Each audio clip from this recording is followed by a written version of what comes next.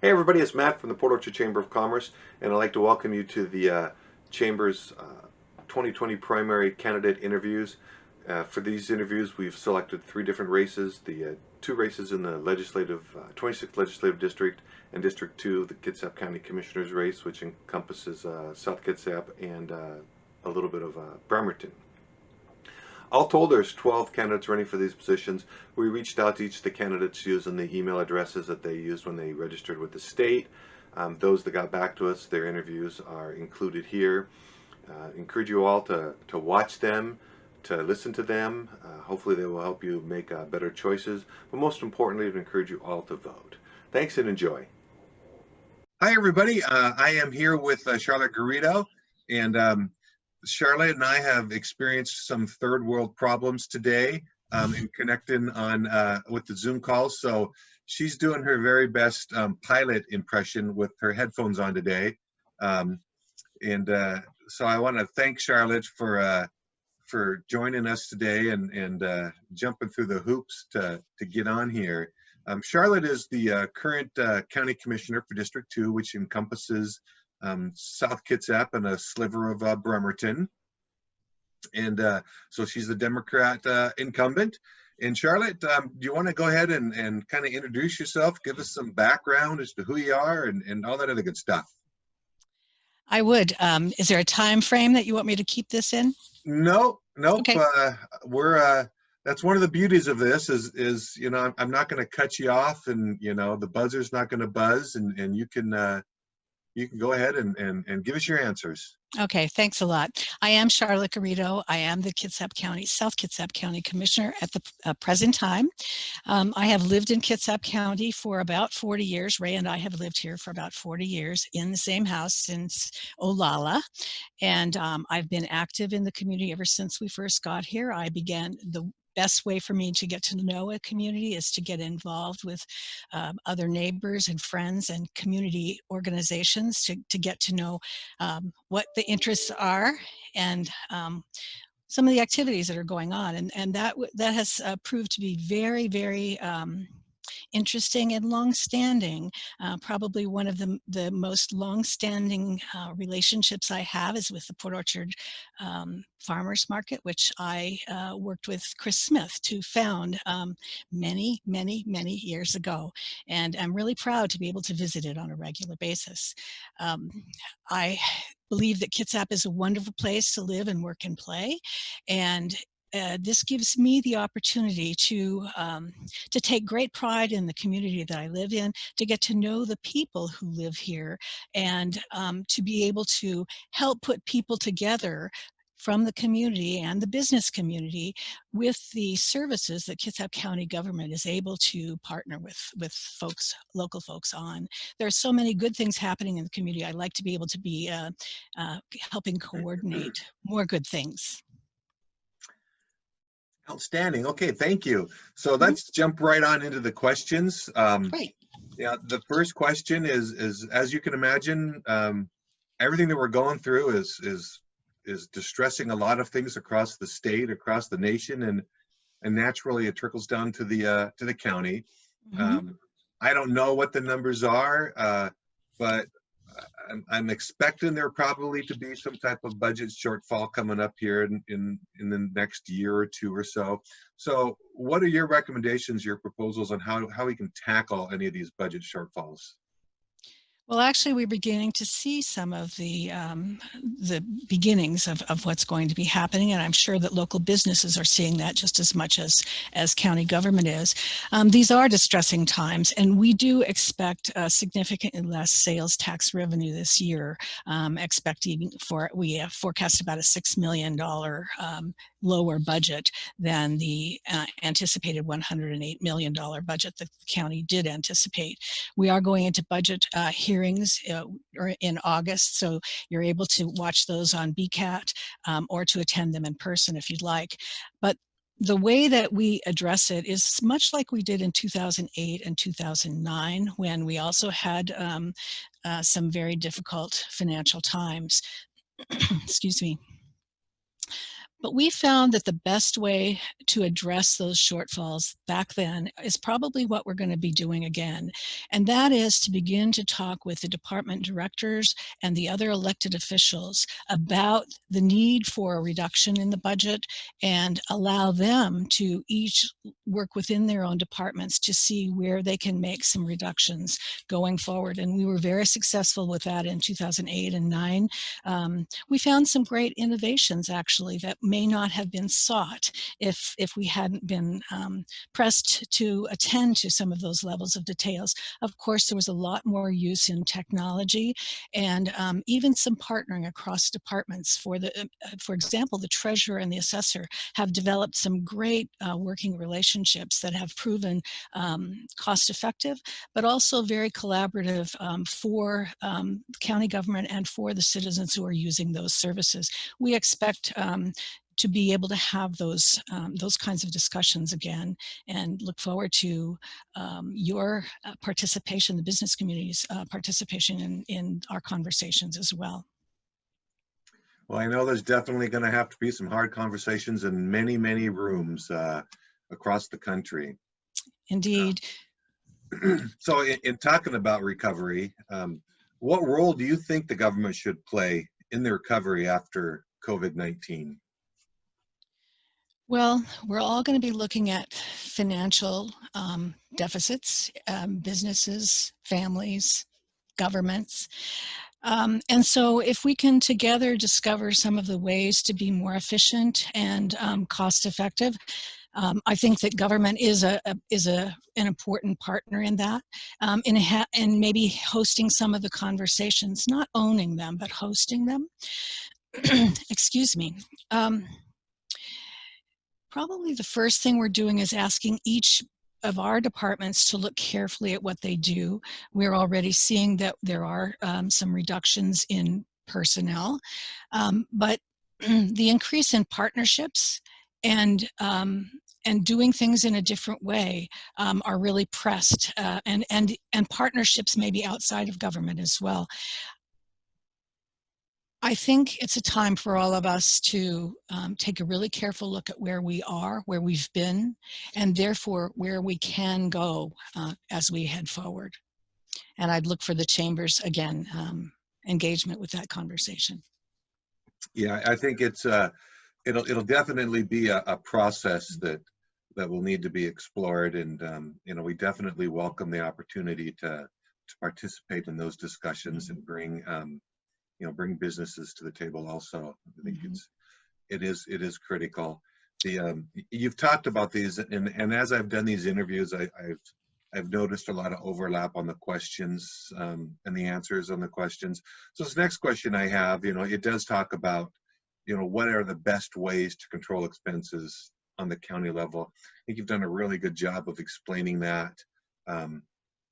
As far as allowing and expecting each of the departments to kind of touch, to look amongst themselves for those answers.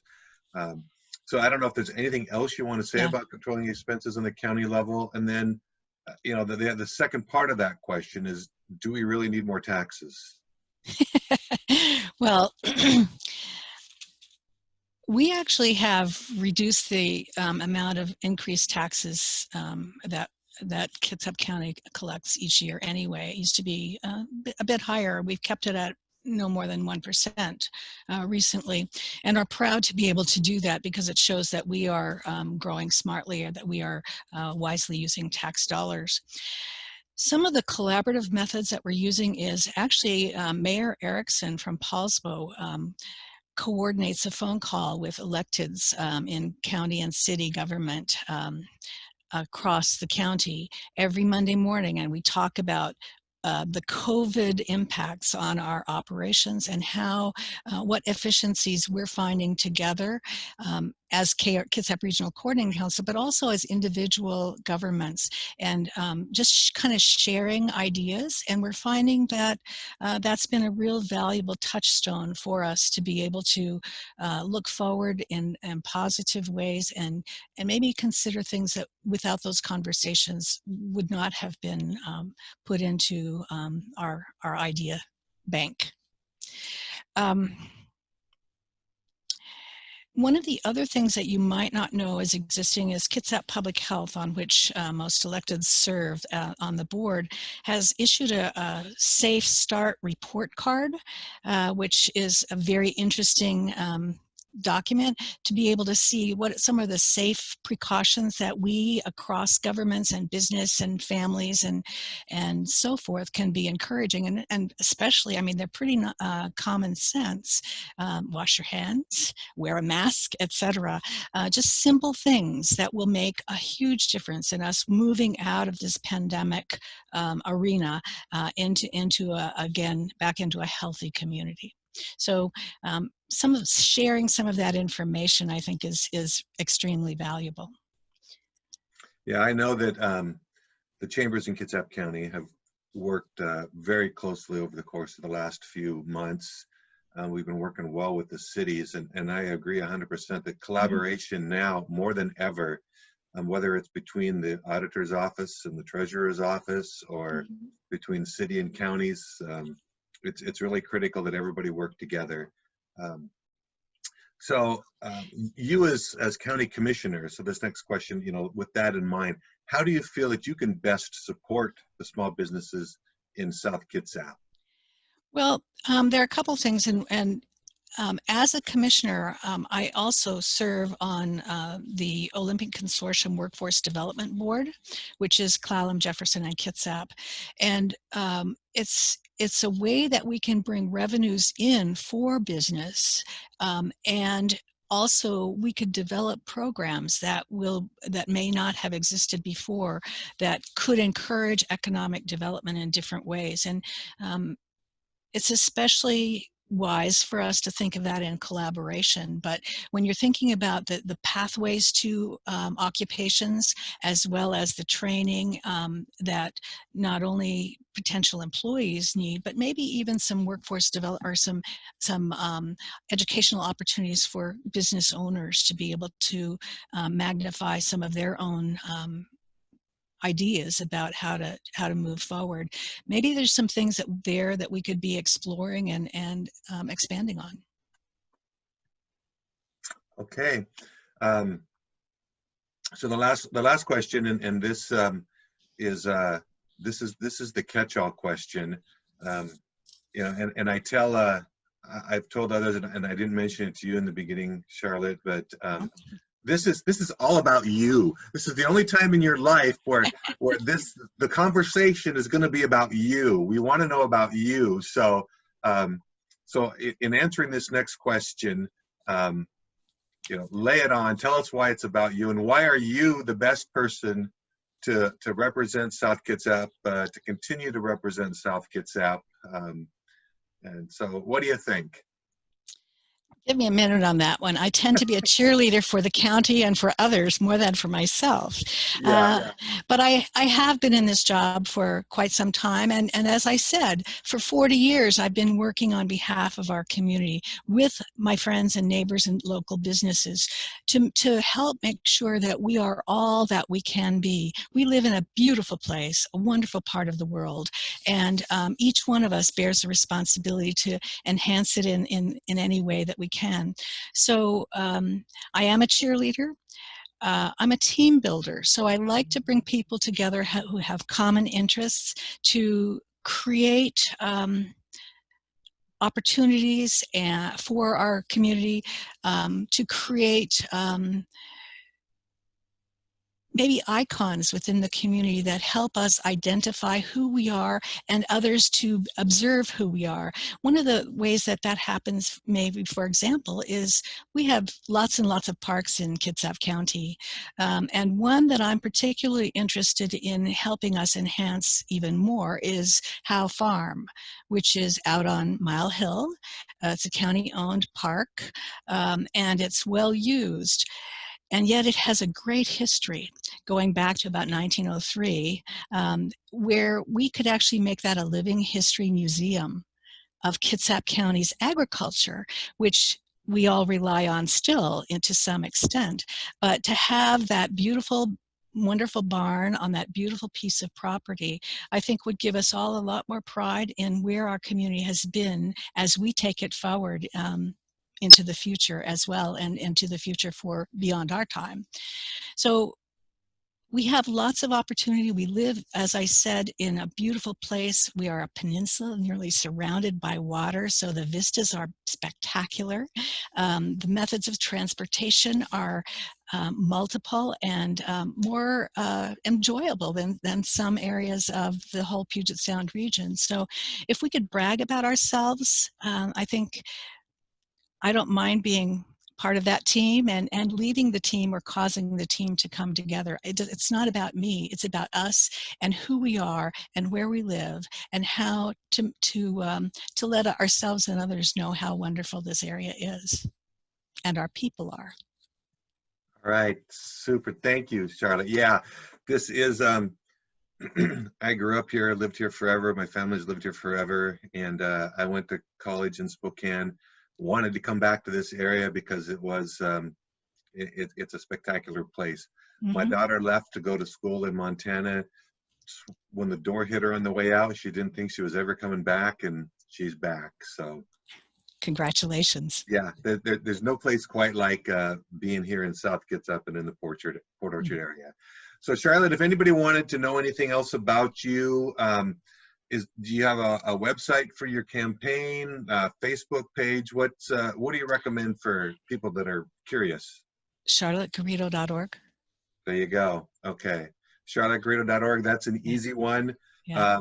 We got about 10 days left or so, and then like I think I told others, then you can at least sleep through the night before you get up the next morning and tackle it again. So good luck on August 4th, and we will hope people watch this video series. There's almost all the candidates have agreed to participate, and so hopefully we can enlighten a few people with them. So I really appreciate your participation, Charlotte. Sure. And if there's anything the chamber can do, just let us know. Well, Matt, that goes both ways. Lots of times people forget that they could just call or send me an email and say, what do you think about this? Or what can you do about this? Or how can we work with you to make this different? We're all in this together. I'd love to hear from chamber members and anybody else who's watching this about how we can all together work for a wonderful Kitsap County, because it already is, and we each have a role in keeping it that way. All right, super. Thank you for inviting me. You betcha.